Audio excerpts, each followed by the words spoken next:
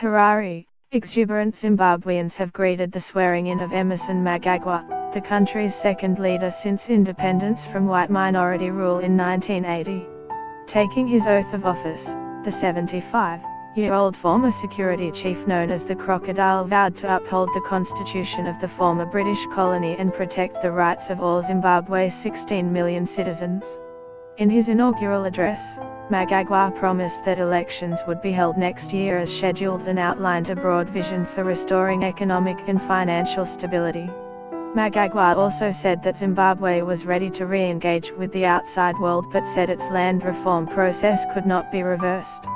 Mnangagwa, who was fired earlier this month as vice president, will lead after the resignation of 93-year-old Robert Mugabe, who succumbed to pressure to quit from the military, the ruling party and massive demonstrations. A former justice and defense minister, Mnangagwa was a key Mugabe confidant for decades until they fell out because of the presidential ambitions of Mugabe's wife, Grace. Despite his long association with the government that has presided over Zimbabwe's decline, including economic collapse and human rights abuses, Mnangagwa has promised democracy and reached out to other countries for help. Mugabe was the world's oldest head of state when he quit Tuesday amid impeachment proceedings. In the end, he was isolated and showing few of the political skills that kept him in power for 37 years and made him a prominent but polarizing figure on the world stage. Get the latest news and updates emailed straight to your inbox. By submitting your email, you are agreeing to Fairfax Media's terms and conditions and privacy policy.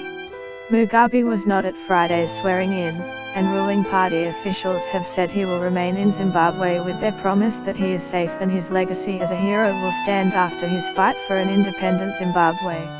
Zimbabwe's state-run Herald newspaper reported that Mnangagwa assured Mugabe and his family of their maximum security.